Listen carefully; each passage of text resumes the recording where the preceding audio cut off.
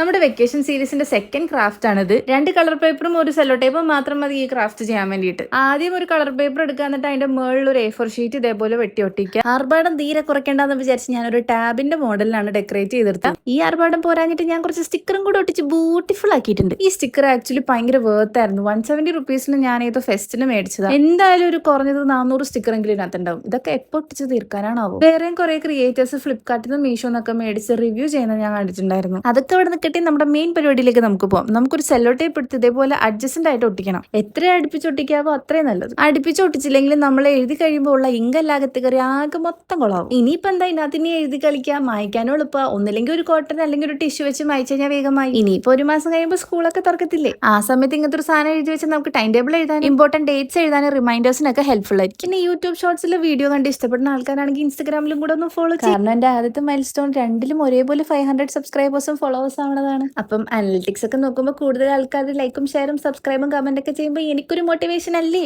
അപ്പോൾ ഓക്കെ, അടുത്ത ക്രാഫ്റ്റ് ആയിട്ട് നാളെ കാണാം. ബൈ.